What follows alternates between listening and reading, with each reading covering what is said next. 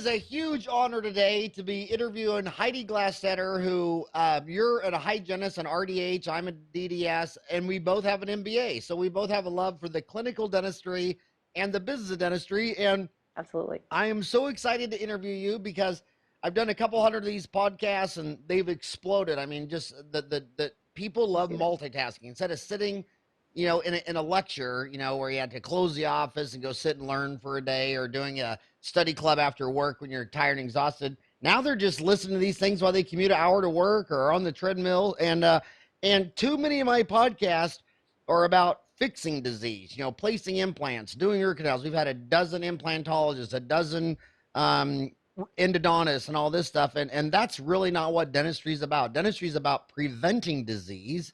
And you're really excited about electric toothbrush, and I can't wait to talk to you about the Kolibree. It's www.kolibree.com. And we tell all of our patients. I'm going to start with this, Heidi. We tell all of our patients to. I got to read your intro first because you're amazing.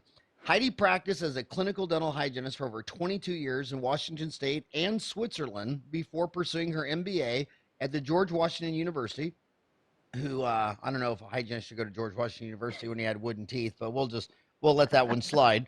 She also worked at the University of Washington Graduate Periodontics Clinic, served as clinical dental hygiene board examiner for Washington State, along with teaching local anesthesia administration and amalgam composite placement at Shoreline Community College. Heidi has held various offices in the Washington State Dental Hygiene Association, the American Dental Hygiene Association, the Swiss Dental Hygiene Association, and is a member of the International Federation of Dental Hygienists. She has lectured extensively in the United States and Europe while serving as a professional educator for Philips Sonicare, and is currently the director of dental sales and education for Kolibree, the amazing Bluetooth connected sonic toothbrush. And that's what's got me so excited, because hell, we're doing a podcast on an iPhone right now, and it's Bluetooth. I use that in the car and to my speakers at the house. But the $1 million question that everybody listen to this wants to know is does an electric toothbrush really remove more plaque than manual? Yes, I mean the studies are abundant in that case, and other companies have done studies. We've done our own studies, but Sonicare has existed for over 17 years, and they did a lot of studies on the efficacy of sonic technology and how it's a better technology than just manual brushing alone, or use of oscillating toothbrushes. But unfortunately, they fell off the patent cliff, and any wonderful company out there, ours included, can use a sonic technology for their toothbrushes. And our toothbrushes just a little bit less aggressive, if you will, than the Sonicare brush, but it uses the similar technology. So basically, that's what's coming up, is that this patent from Sonicare is expired. Mm-hmm. And that's what we also see in orthodontics, where it sounds like the Invisalign patents are expiring, and you see all these other clear retainers popping up and all that stuff. So basically, why does sonic energy? Why does it remove plaque better than manual brushing? Well, if you look at the sonic wave motion under slow motion, you can see it's brushing on its own back and forth. So if you use 22,000 waves per minute, it's going to have more brushing power. It's going to be just going back and forth against the tooth surface, removing that gingival plaque layer a lot more efficiently and a lot more thoroughly than just manual brushing alone. So you said 22,000 waves per minute or per second? Yeah, per minute? Huh. Per second. I'm very familiar with slow motion, especially when I'm just looking at myself in the mirror. I've spent 53 years in slow motion. So then what is Kolibree, and where did you get that name? Kolibree, Kolibree. Is that the name of the founder, or? Well, our brush is based out of Paris, and we use Sarcelles, which is a suburb of Paris. And Kolibree with a C is the name for hummingbird. Kolibree with a K is the name for hummingbird. and For what? named for Hummingbird in Spanish, and I believe even in Italian, but I'd have to double check that. So universally, it's like a little hummingbird in your mouth, if you will. So it's in French, it's Kolibree is with a C, but It's with a C. But what? So why did you go K? Well, it wasn't me that chose the name, but our founder thought that that would be a good idea because it would be more universal. It's German, and he just liked the look of it. Kolibree is German too? German also. So it's Hummingbird? Yeah. Wow, I wonder how the Germans and the French, because the French is a Romance language that comes from Rome, so that's the root of the languages in Romania, Italian, right. French, Portuguese, and Spanish. Romanish as well. But the Germans was a completely different language, but they come up with the same word, huh? Kolibree, huh? That's very interesting. So that hummingbird, just that vibrating motion, and the hummingbird getting the yeah. Well, you know, it's really great in branding. That's why I named my book "Uncomplicate Business," because uncomplicate's not a word. When you type in a Word document, it sends you to spell check, so it's totally unique. That's why they went with words like Xerox and just names. That's why all the pharmaceutical prescriptions all have an X, Y, and a Z in there, because they're all made up words. Haagen-Dazs. Yeah. So so tell us how your brush works, and how is your brush different than Sonicare? Well, our brush works using the Sonic connected gaming technology, and most of all, position awareness, to not only show patients where to brush, but to know where in space they have been brushing. So we have an app for an iPhone or Android product. Okay, so how do we get that app? You go to your iPhone's app store, right? And type in Kolibree, Kolibree, or Hummingbird, and then you download the app. How much does the app cost to download? The app is free to download. Okay, so tell us about that app. So if I download that app, what? Tell me about that app. So the app has two sub applications. You have two games, if you will. I call it More Than a Game and More Than a Toothbrush. But you have a Go Pirate app, and then a Coach app. The Coach is, I say, more for your sophisticated clients. So people who would need to systematically learn how to brush their teeth, but they don't really want a game. You're just leading them through all the sextants of their mouth. The occlusal, buccal, lingual surfaces, and if they follow this pattern successfully, then they'll get points, and they are told how well, they get feedback, real-time feedback on how well they're brushing. And then we have the Go Pirate app, which I just think is adorable. So I usually show that to people as much as I can. You'll see a pirate that's running down a boardwalk, and he'll be indicating, the app indicates that he should run to the left or brush on the lower left area. So with the Kolibree toothbrush, you'd be brushing on the lower left and watching the application. And then he'll run to the right, and you can see on the application that you should be brushing on the lower right or the upper right buccals. It leads you through all the areas of your mouth, and that after following the pirate along and brushing with the indicated areas that he's running, in 2 minutes you'll have systematically brushed all the areas of your teeth. So it's great as far as distracting kids or people who are using the app, and also engaging them at the same time. Well, you've seen these patients every 6 months for 28 years, and every single time they miss the same areas. So when they go brush their teeth, they're not thinking about what do you say? How many, 6 sextants or sextants, or are there? Well, is there a certain number of sextants? The Coach breaks down the mouth into sextants, so there's 6. And the Pirate application will have you brushing in quadrants. So that's the difference between those two. And that's what a great athlete is. A great athlete knows where their body is in time and space. You know what I mean? And most people, especially children, don't have any concept of where that toothbrush is, and if they're removing plaque and all that. So this is exciting. This is this the first one that's a Bluetooth connected electric toothbrush? Well, we were the first to develop this technology and the first to achieve patents in certain areas.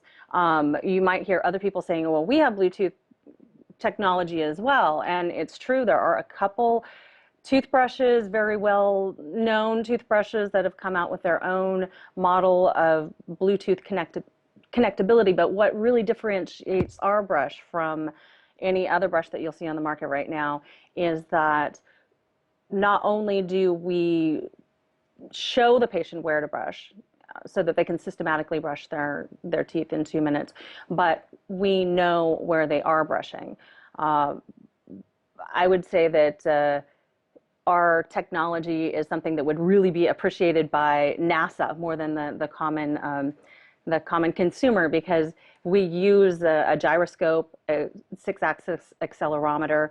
We know where in the mouth the patient is brushing their teeth, and we do give that real-time feedback. So some other Bluetooth connected brushes will say brush to the left or right, but they don't know if you're doing it. So there's no connectability other than knowing that the toothbrush is on. So then when that kid comes back for a 6-month cleaning, do you look at his app? Do you look at the data, or does the hygienist and the dentist look at this? Or? Well, we're developing technology right now that would allow, if the parents would want that, or if the children would, if you want your children's data to be shared with your dental professional, that could be a possibility in the near future, that we could sign up for a program through the dental office. And if you'd say, I don't know what to do, I can't get Johnny's teeth brushed, would you be able to help us? And then the dental office would be able to offer that toothbrush to the parent and say, well, we can track how well they're brushing. We can send little reminders. We can even have Mary, the dental assistant, or Susie, the dental hygienist, give a quick call every now and then and say, hey, are you having any problems brushing your teeth?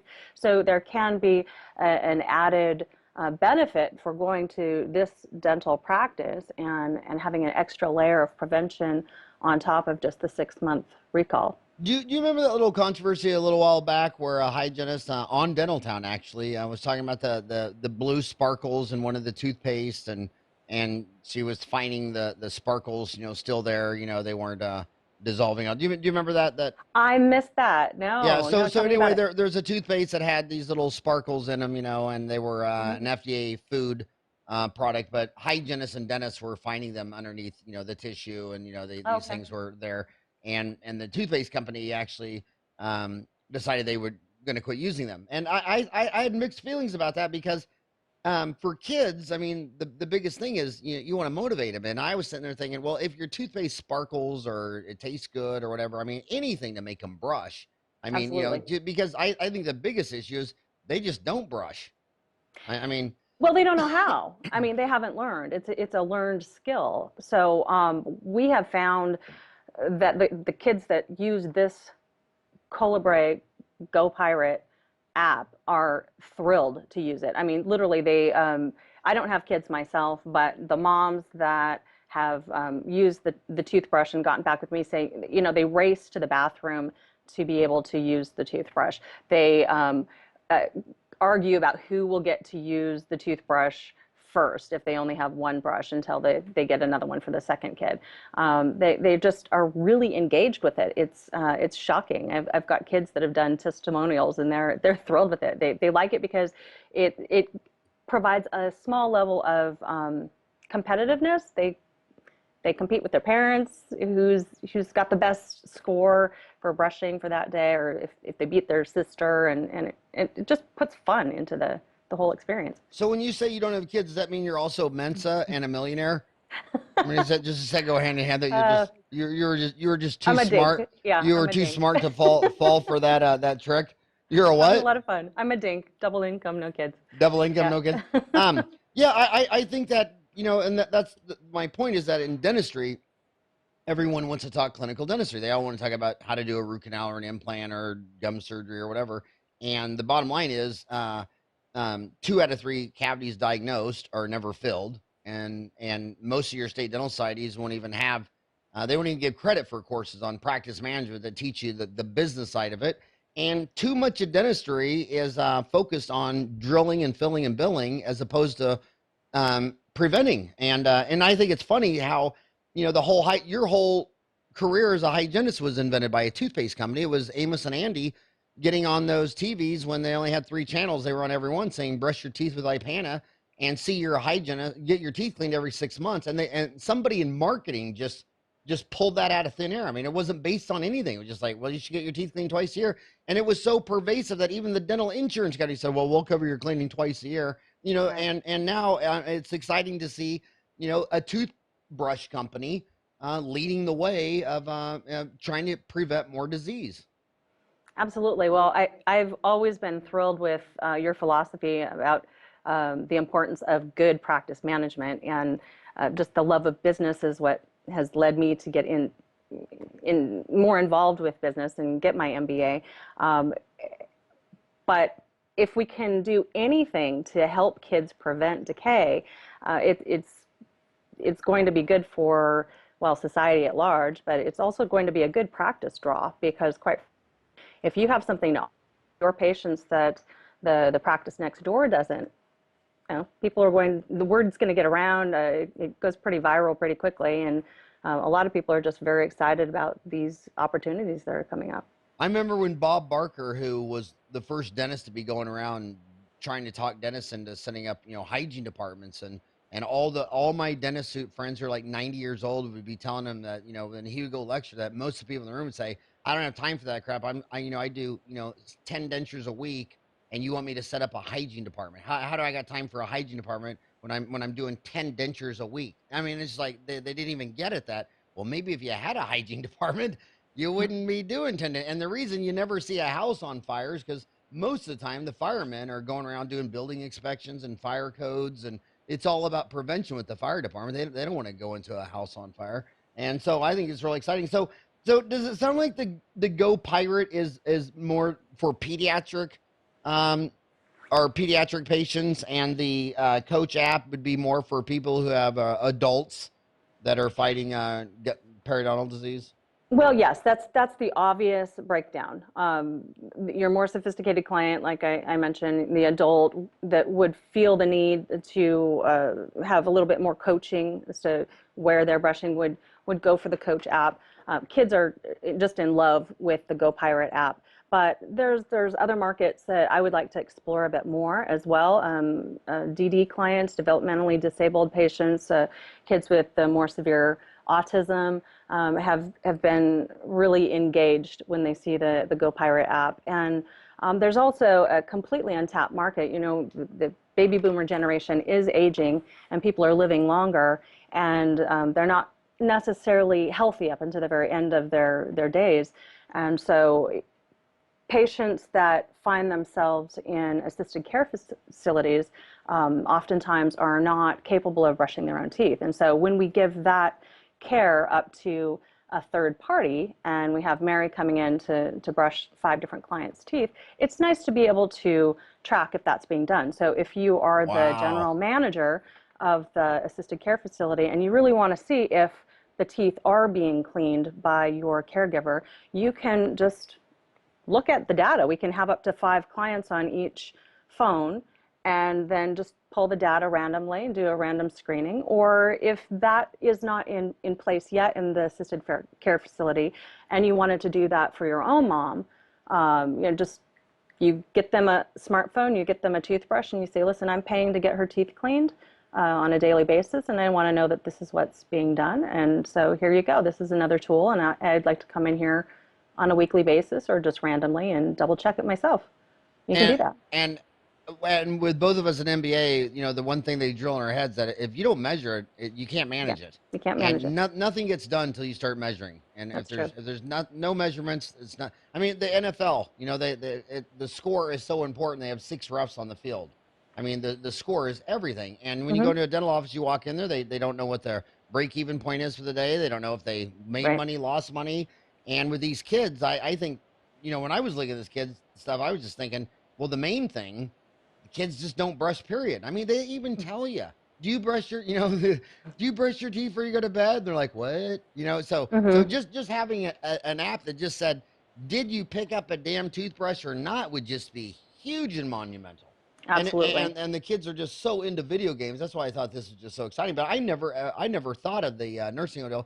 I've actually gone into a dozen nursing homes and spent time with the CNAs, and it's just Oh my God! I mean, it's these poor girls. I mean, they'll be in charge of a number one. They're usually like 5'1" and 100 pounds. They'll be in charge of like 20 people in a wing, and they got to bathe them and shower them and feed them and brush their teeth. And I mean, you couldn't do what they're supposed to do if they had a gun to their head. And if you're a big heavy person, like if I'm in a nursing home and I fall out of bed, no CNA is going to get me back up in the bed. They're going to have to. They literally call the fire department sometimes. Did you know that? Yep. Yeah, Yep. big heavy people will fall down the shower and they'll go get another CNA, and between two little 5'1", 100 pounders, they don't know what to do, so they have to call the damn fire department. So I think that's amazing because what is it? 4.6% of all Americans will spend the last years of their life in a nursing home. So that's one out of I every believe that's 20. right. That's huge. So how much does this thing cost, and how are sales going? Well, sales are picking up all the time. I mean, we've got quite a lot of people who are interested in the brush, and right now the price point is $149 per brush, and that includes the charger. So we have an inductive charger. The toothbrush itself, obviously, it has the two handles, or one handle and two brush heads. All the information is in the handle, and the apps, as we mentioned before, are free to download off the web. And this is all based out of Paris, France, you said? It's based out of Paris. We have 3 offices. We have one in Neuilly-sur-Seine, right outside of Paris, and then What's the city outside of Paris? it's Neuilly-sur-Seine. Huh. That is a hard language. So outside of Paris, and then what's the Outside other of two Paris, cities? just right in the suburb there. And then we also have an office on Madison Avenue in New York. I'm based out of Gig Harbor, which is right next to Seattle. So I cover the West Coast and a little bit on the East Coast as well. And then we do have an office near our factories that manufacture the base in Hong Kong. And what I love about you the most, you live in Seattle and you're still an Arizona Cardinals fan and you hate the Seahawks.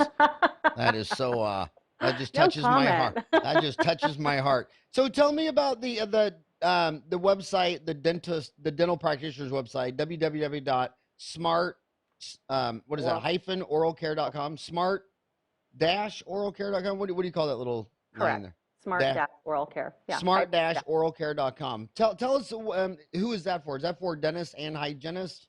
Exactly. It's for dental practitioners, dentists, hygienists primarily, or dental assistants can join. Anyone who works in a dental office can join the dental practitioner program. And we are developing it more and more all the time. I referred to it previously when I mentioned that there will be very soon a means of, if the patient wants to have their data shared with that particular office, the office could either provide the toothbrush for the patients and then monitor how well they're brushing, do data collection, do surveys and studies in the office based on the data that they have collected on their patients, and then provide that real-time feedback to the patients on how they're doing. Send out weekly reports if they want, check on their brushing habits when they come in for the 3 to 6 month so there's any number of things that you could do with that. But then also just by signing up as a member of the smartoralcare.com dental practitioner program, we'll be able to connect with practitioners and hear their feedback on our product and hear ways that we can improve it for all dental practitioners that are involved. Heidi, you should start a thread on Dental Town. I know you're a townie. You should start a thread discussing this because, like I say, we need to move the ball to dentists can't spend all their time on how to put out a fire. They need to spend more time thinking about how do you prevent disease with community water fluoridation, with fluoride in the toothpaste, with electric. Absolutely. So when you see the American Dental Association putting out a gazillion social media advertisements all over, and they're doing so good, but it's always the same message: brush 2 minutes twice a day. So what does 2 minutes twice a day mean? If you're, some are doing it with manual toothbrushes, some are doing electric toothbrushes. I mean, on yours, does it take 2 minutes also? Does 2 minutes twice a day apply if you're doing manual or electric, or? Well, yes, we still recommend that patients brush at least 2 minutes 2 times a day. We have seen there's a lot of studies out there that do prove that by brushing more, you're going to be doing a better job. But with the sonic technology, you're going to automatically be brushing your teeth more efficiently, more effectively, and being able to track if you're doing that or not is very important. If a patient's only brushing once every 4 days, and that's the data that comes up on the phone, then we know that we should be having a better conversation with them. And also, what other protocols are you thinking about? There's a hygienist, Trisha O'Hare, and Love she always made me so aware of the research showing that you actually don't even need toothpaste. That when you brush for 2 minutes, she calls it dry brushing. Dry brushing. And she was always, one of her deals that she put into my head the most is that, everybody always wants to talk about toothpaste. Like they'll even say to dentists all the time, well, what toothpaste do you recommend? Or, use Crest or Colgate or this or that. And the bottom line is that you don't need any toothpaste to remove the plaque. No, you just got to get the plaque off the teeth. I mean, you need manual removal of the plaque. I mean, if you could have a dental hygienist come in and polish your teeth every day, I suppose that would be one way of doing it. But if you can use sonic technology to systematically brush all areas of your teeth and you can track that that's being done, that's a wonderful way of doing it. We also have little messages that can pop up on the screen. Don't forget to floss, brush your tongue, brush the roof of your mouth. Fluoride is good for you.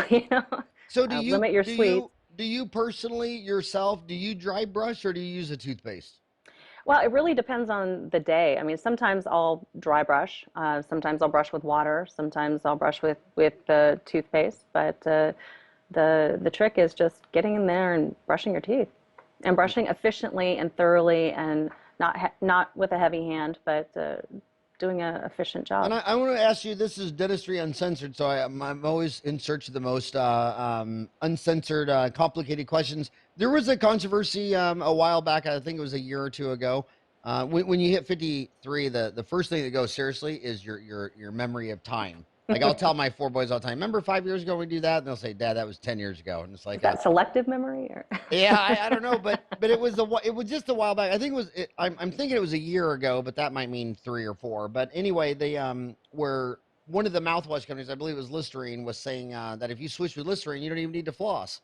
And when you looked at the research, they had the research obviously to back up what they were saying. Of course, it ruffled all the feathers of all the hygienists, and no one wanted to hear anybody saying you don't have to floss. But what do you think about mouthwash? Do you think that's an effective protocol of home care and for pediatric kids and or adults, or with gum disease or without gum disease? I mean, are you recommending, of what you know, do you think mouthwash is an important part of your home care routine?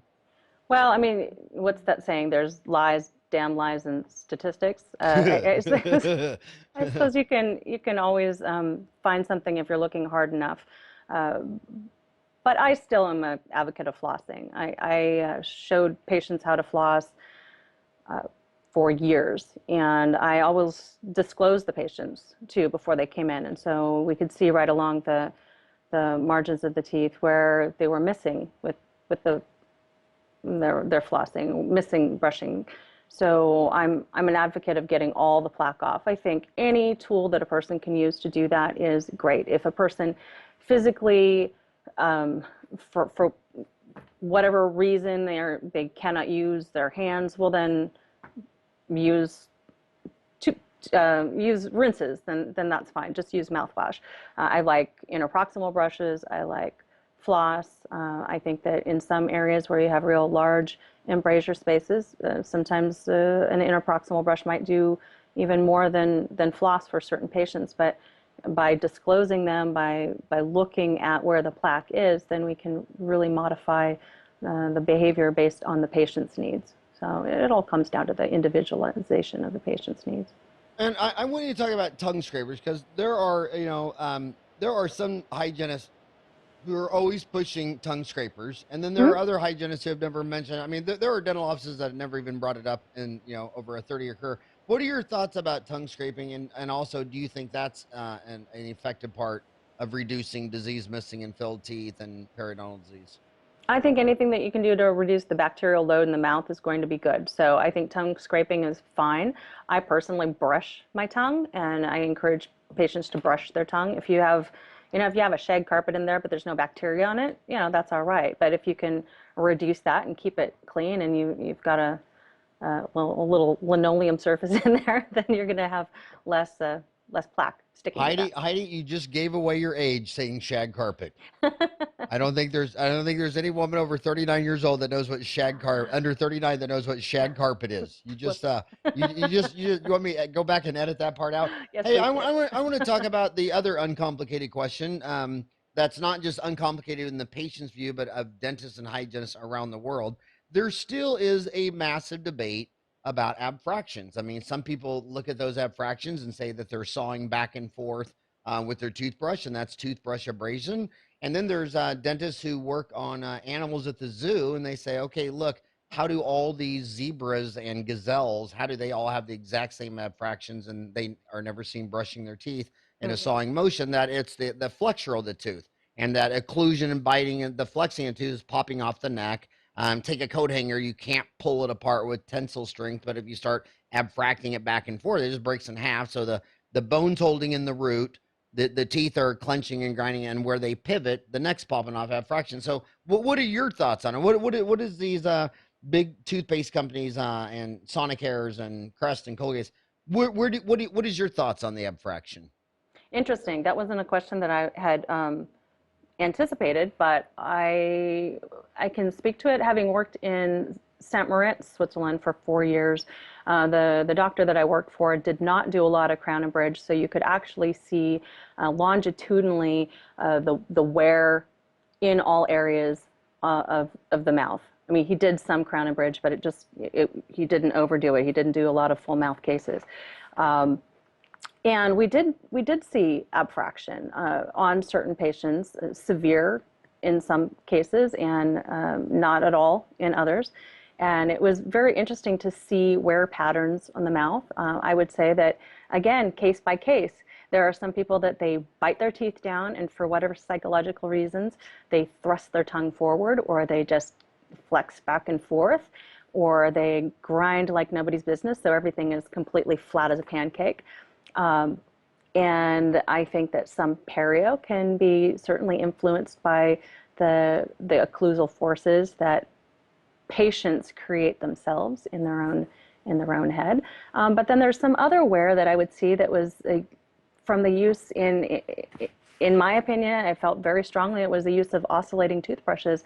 I won't name names, but there were some patients that would use round oscillating toothbrushes, and they would use hard bristles, and the wear that you would find along the gingiva there was just atrocious. And I would always try to get them to switch over to a sonic brush, a sonic based technology, and it was not as popular in Switzerland, and so it was difficult to find that brush, but those patients seemed to do a lot better with that when they came back in. And again, I would always disclose, so I would always do a little plaque chart and always perio chart, and so I saw where people did improve and where they got worse, but usually they improved.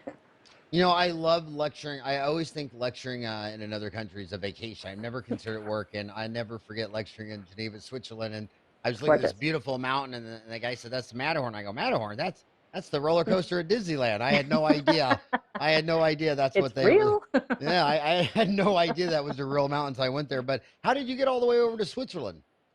They say you only go to a different country. Only 1% of the 7 billion Earthlings today live in a country they weren't born in, and they say that they only leave the country for 3 reasons: it's love, it's money, economics, a job, or they're running from the law.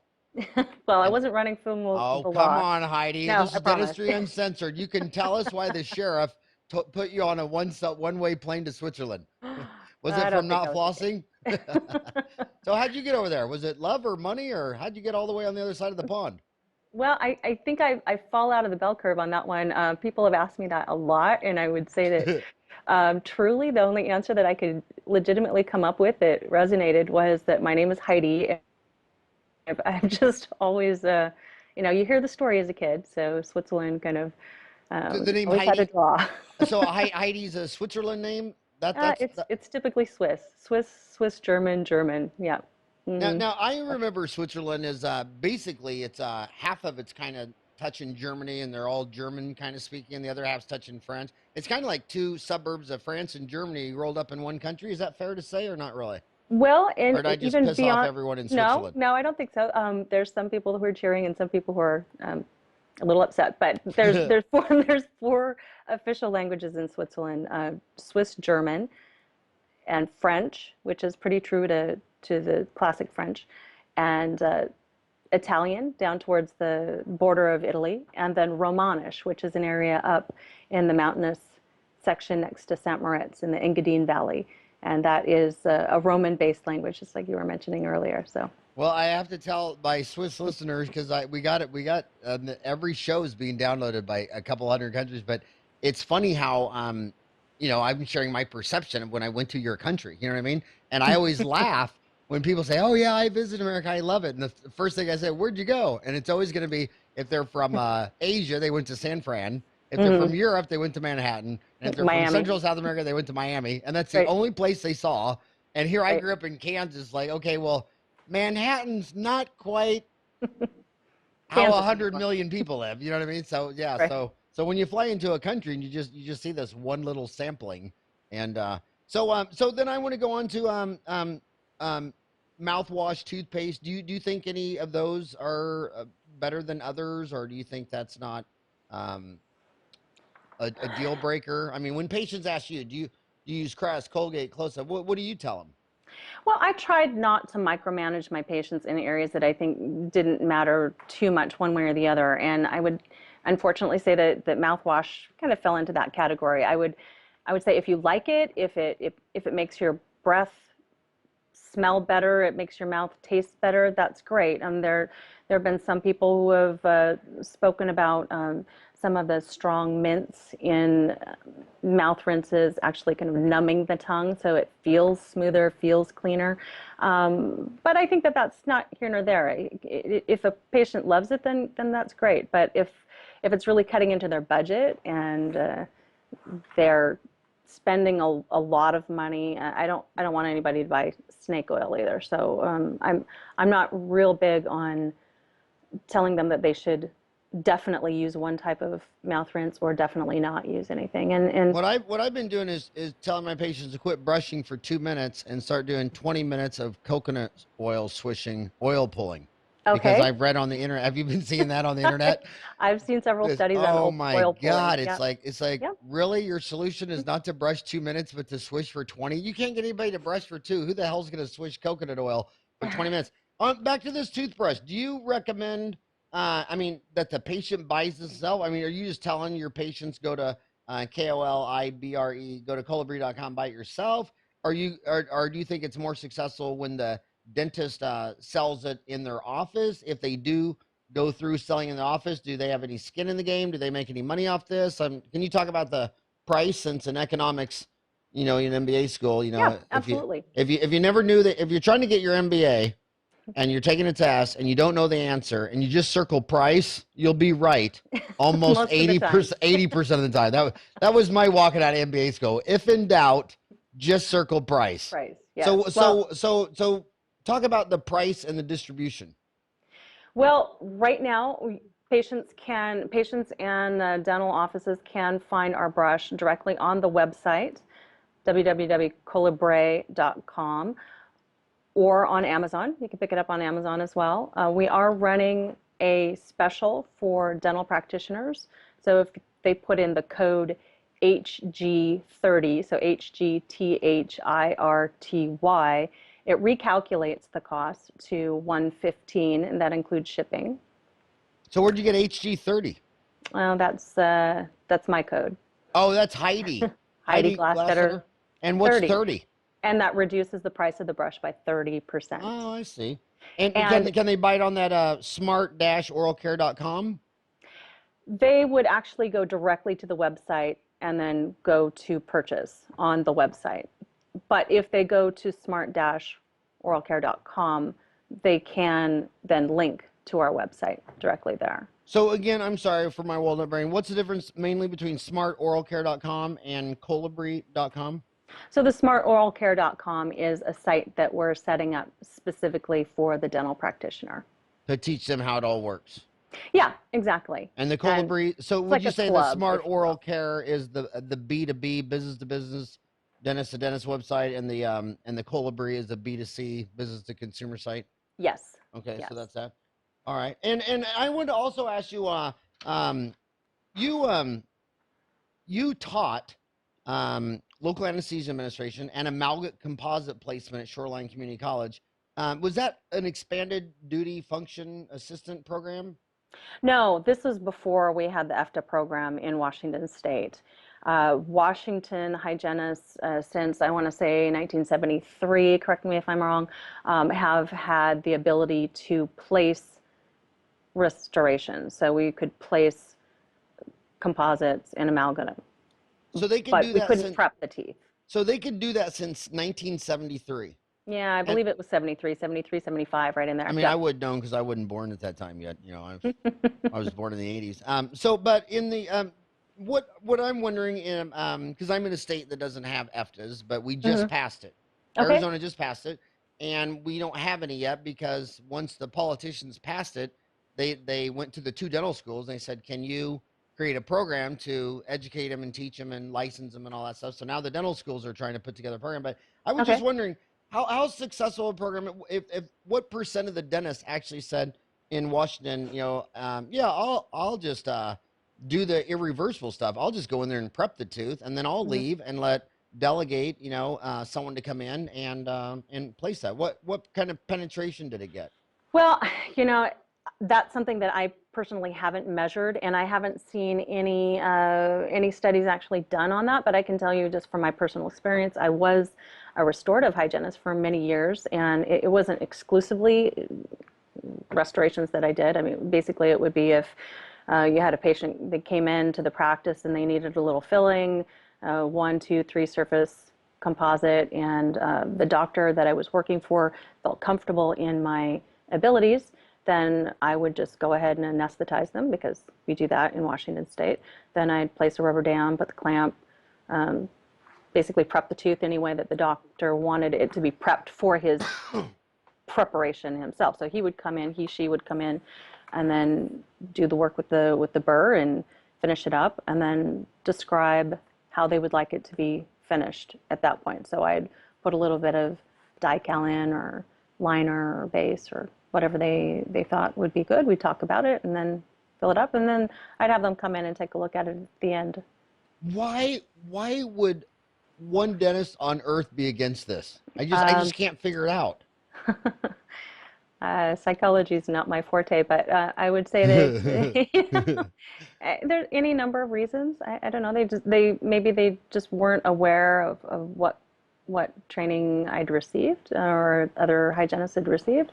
So the dentist that I worked for that wanted me to do restorative in their practice, they were happy with the results. The patient. Oh, yeah. I almost stayed in Kansas and didn't come to Arizona. I wanted to come to Arizona because it was an exploding town back in '87, and I was from Wichita. I hadn't had any growth since Fred Flintstone, but the reason I almost didn't go is because Kansas had that expanded duty function, and I would go to dental office. My mentors that when I was in middle school and high school, they would go numb, numb, numb. Then they would go prep, prep, prep. And they go sit in their office and read the newspaper for half an hour. While three assistants did all the work. And I just Yeah. think it was an amazing thing. And then I also thought the strangest boogeyman in Dentistry Uncensored was all the crazy talk about when hygienists are trying to get independent practitioners. But what the dentists don't get is that the oral surgeon and the endodontist love it when they get a referral from a general dentist to do a root Mhm. canal or pull forward his teeth. And in all those towns in Colorado where there was an independent hygienist, every time she saw something wrong, she had her little prescription pad and referred it to a dentist up the street. And the dentist up the street just loved her. I mean, Mhm. everybody was courting her, sending her donuts, wanting to be her best friend because I mean, I just don't understand how anybody could not think because as a dentist, I think the focus is on the patient, and the most important thing we have to do is make dentistry available and accessible and affordable.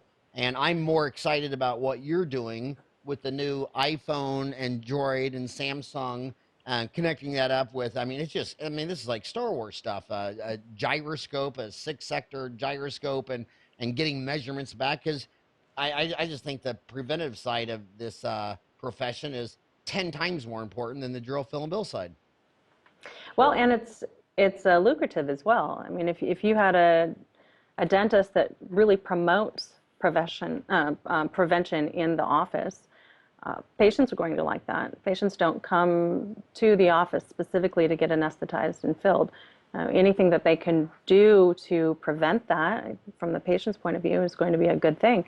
So if the practice is prevention oriented, then patients are going to flock. Now, do you recommend that the patient go to the site and buy it themselves, or do you recommend the dentist buys them and sells them at the office? Well, it really depends on what the practice wants to do. I mean, if the dentist wants to not carry any stock, what we can do, just as I had mentioned a few moments ago, my code is HG30. If the dentist or patient puts in that code, then they can have 30% of a reduction in cost. That brings it down to 115. If the doctor wants to present the patient with this option of having toothbrushes in the office that are Kolibree brushes, and they just love the brush, they want more of their patients to get Kolibree, then we can get that code for the doctor as well. So the doctor can just give the patient the Kolibree brush. If the doctor, of course, wants to hold stock, we can always negotiate that with them too and get them an even lower price as well. So they can contact us directly on the website. You know, I think all people are mostly excited about, you know, the next generation, the little kids, you know, the pediatrics, as opposed to, you know, grandma and grandpa. Do you have a famous pediatric dentist product champion that's behind this? Well, we do have pediatric dentists in France that are behind it. We have a consultation group of dentists that have helped design the brush from its inception in Paris. And pediatrics, orthodontics, prosthodontics. Because the Dental Town area has 205,000 registered dentists on it. And the most viewed and listened to pediatric dentist is Josh Wren. Mm-hmm. And you should send me an email, howard@dentaltown.com, and I'll reply back to you and Josh. And if Josh got behind this thing and he really loved it, that'd be explosive. That'd be fantastic. Yeah, that'd be We'd love that too. Yeah. So I think everybody listen to this. I mean, when Josh Wren puts up a pediatric dentistry course, I mean, it's taken all day long everywhere. You wake up and they were taking it on the other side of the planet, and I mean, it's amazing. And I bet you a lot of people are wondering what Josh thinks about this. I love that. He's a good old boy from Mississippi, and I'm not sure they have electric toothbrushes in Mississippi. This might be the first one, down there. So what other? I only got you for 10 more minutes. Is there anything I didn't ask or should have asked, or? Well, have I covered all the bases, or? I think that's pretty much it. I hope that I've remembered to cover everything that was important. I'd love to ship you out a brush so you could try it out as well. You know, I was born and raised in Kansas, so I quit brushing my teeth 20 years ago, just like all my uncles and cousins. Yeah, I think the last technical thing is I gotta cover this is I'm sure there's a lot of listeners who don't know what Bluetooth even actually means. What is Bluetooth? I know, like okay, so I graduated in '87. I lived in a house with 5 dentists and 5 dental students for 4 years.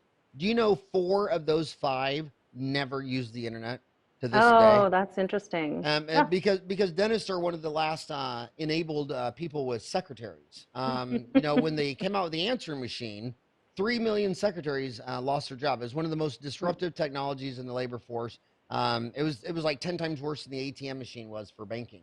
And but dentists, since they have a business that requires front office, you know, like I asked my roommates, like, how do you buy a book? Well, I just go give a note to Emma and she buys it. Well, how did you buy the plane tickets to come to the county meeting? I don't know. Emma does it. You know, so every dentist has 2 receptionists. So a lot of the older guys, they don't need to get on the internet. They don't want to buy anything on Amazon. So they probably don't even know what Bluetooth is. What exactly is Bluetooth?